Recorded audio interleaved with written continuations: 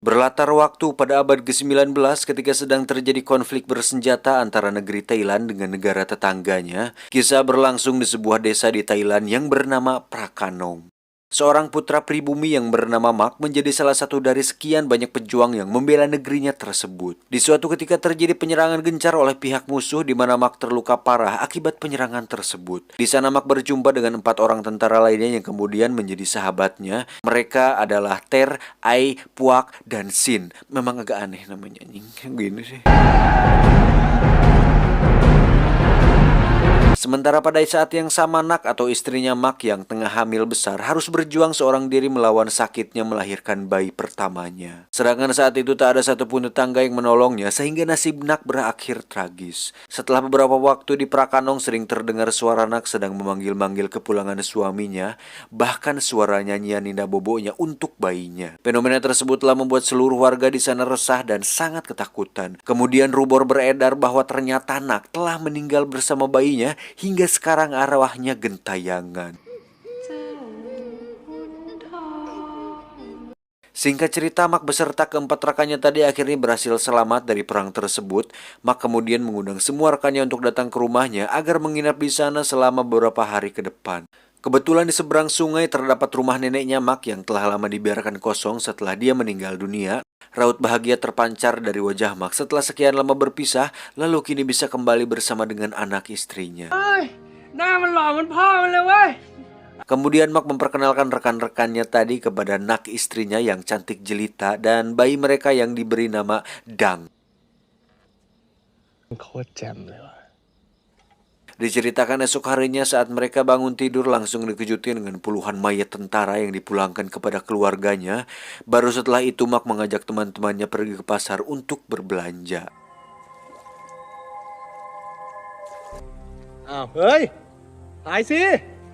Tetapi anehnya, semua orang di sana terlihat sangat ketakutan oleh Mak dan tidak ada satupun yang bersedia menjual barang dagangannya kepadanya. Hingga saat tiba di sebuah warung penjual bir, si pedagang yang setengah mabuk mencoba untuk memberitahu Mak soal rumor Nak yang menjadi hantu.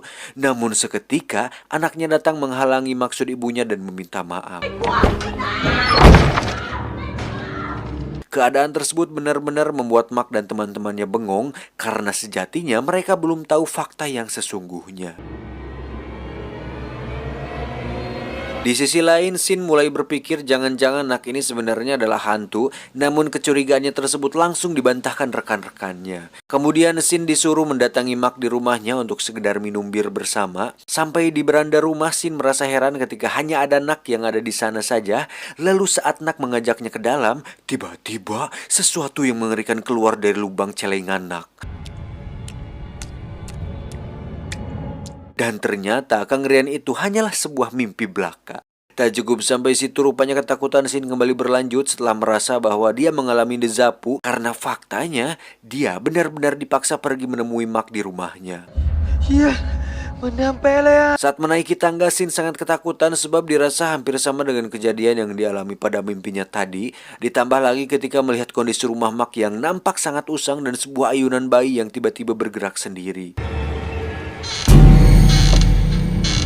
Dengan penuh tegang lalu Sin menceritakan hal itu kepada teman-temannya, akan tetapi mereka justru menanggapinya dengan lelucon.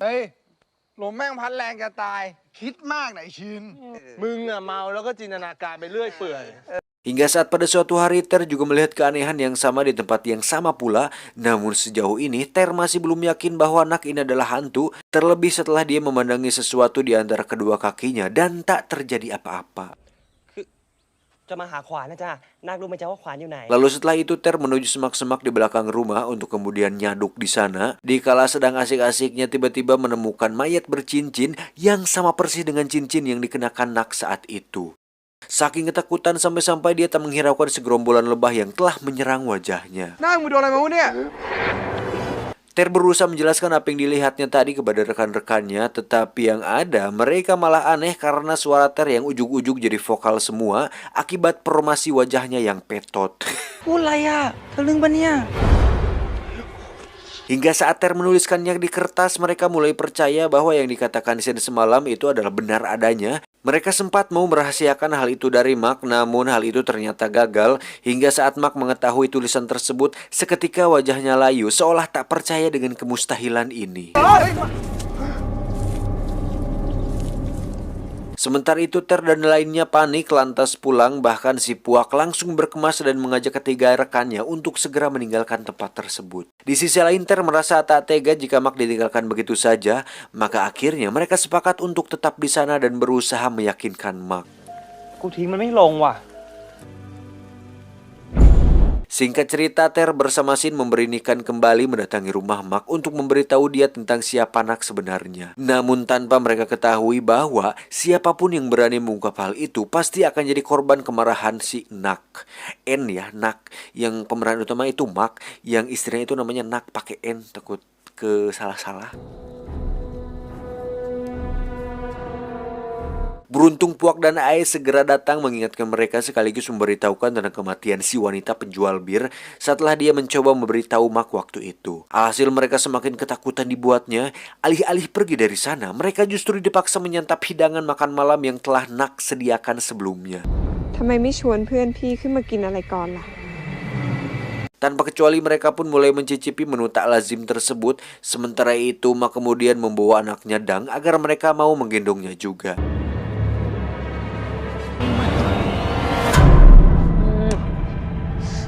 Setelah itu mereka diajak bermain tebak gaya seperti yang mereka sering lakukan saat di medan perang dulu. Ketika giliran Ter bertanya, diam-diam dia telah menyiapkan soalnya sendiri. Lalu Sin menjawabnya dan keceplosan menyebutkan bahwa Nak adalah hantu. กูรู้แล้วผีเสื้อถูก Karena takut akal-akalannya terbongkar, Ter kemudian menelan kertas soalnya tadi dan mengajak rekannya segera pergi. Di sisi lain rupanya Nak telah mengetahui maksud Ter tersebut, kemudian menghampiri mereka dengan tatapan tajam. Dan akibatnya perahu yang mereka tunggangi ngedrip di tempat itu-itu saja.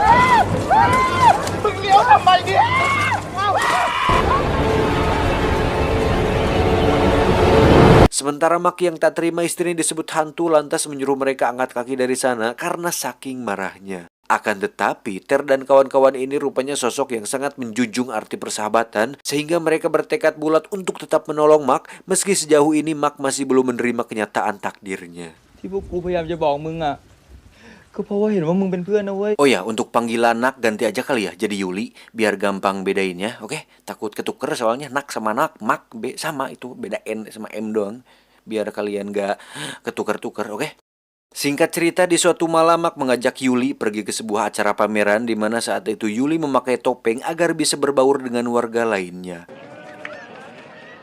ตัวเองดูนั่นสิ Sementara itu keempat rekan Mark nampak sudah bersiap-siap untuk menculik Mark dan menjauhkannya dari Yuli. Lalu ketika Mark mencoba sebuah wahana rumah hantu, mereka anggap hal itu adalah momen yang sangat tepat untuk melakukan eksekusi.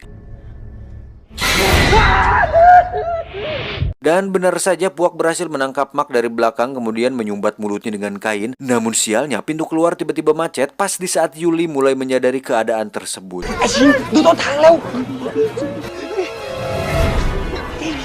เชี่ย Maka yang mereka lakukan saat itu adalah berkamuflase bersama beberapa karakter hantu di dalamnya, meskipun hasilnya tak memuaskan sama sekali.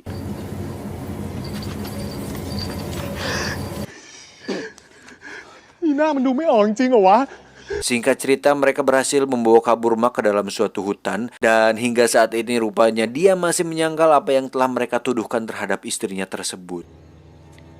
เมียกูยังไม่ตายเว้ย Sementara akibat kejadian di rumah hantu tadi, luka di dada Mark kini terbuka kembali. Seketika terbesit curiga di pikiran Ter, jangan-jangan hantu yang sebenarnya adalah si Mark.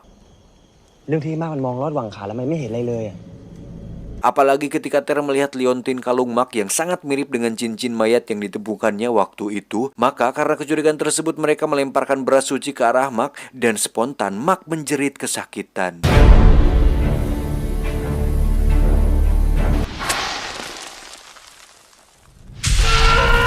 Sehingga mereka menjadi yakin bahwa Mark adalah hantu yang sebenarnya, lalu berbalik ke arah untuk mengevakuasi Yuli dari rumahnya dengan dalih disuruh Mark. แล้วพี่มากล่ะ ไอ้มากมันก็เลยให้พวกฉันมารับนาค Yuli dan Dang mereka ditempatkan di bagian belakang perahu, namun karena kelebihan beban, perahu tersebut nyaris saja tenggelam. Sehingga mereka terpaksa membuang dayungnya saat itu juga.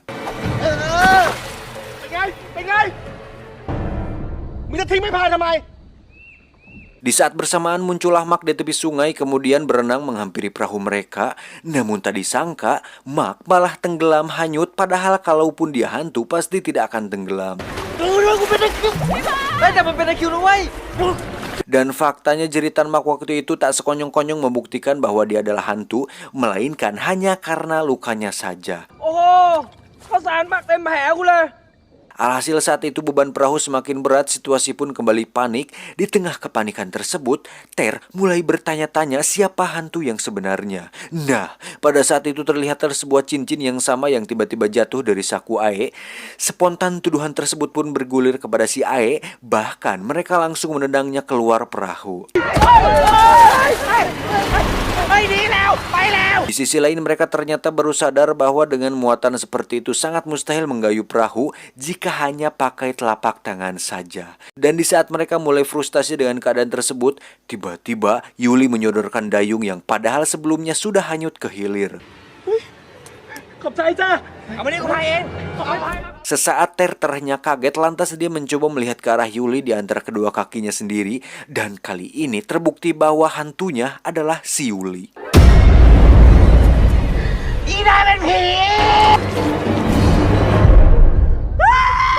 Mark yang telah dibuat pingsan bersama ketiga temannya yang tersisa, Shin, Puak, dan Ter mendatangi sebuah kuil untuk meminta bantuan biksu mengusir arwah Yuli. Lalu biksu mencoba melawan Yuli dengan menyiramnya dengan air suci. Hanya saja air tersebut tumpah karena tertoker oleh Mark saat dia meronta-ronta karena tak terima Yuli disakiti.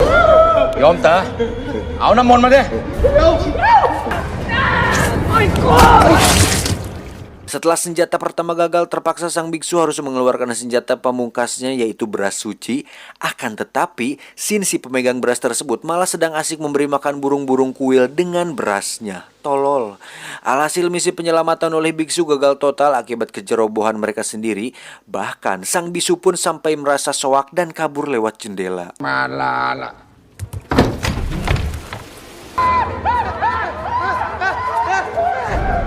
Tak lama kemudian Aim muncul di sana dan menjelaskan kepada mereka bahwa ia masih manusia yang terpaksa mencuri cincin dari jenazah Yuli karena sedang terlilit hutang judi.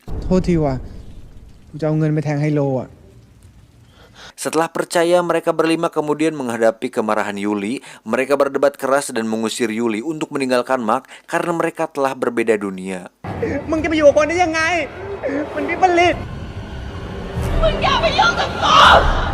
Diam-diam ternyata jawaban ini sudah diketahui oleh Mark sejak lama, akan tetapi karena saking cintanya, Mark memilih mengabaikannya dan pura-pura tidak tahu. Karena menurutnya, kehilangan Yuli lebih menakutkan dari sekedar harus hidup berserumah dengan seorang hantu. ได้โง่ขนาดไม่รู้ว่าเมียตัวเองตายไปแล้วหรอกนะแต่พี่ก็ยังอยากอยู่กับนาคนะ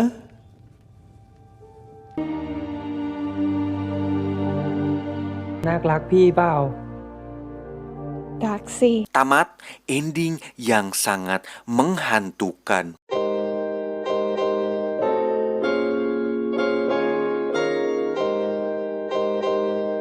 Di akhir video ini saya hanya meminta tetaplah jaga persahabatan meskipun di antara para hantu. Saya John, adios. Lipstick Nyi Roro Kidul.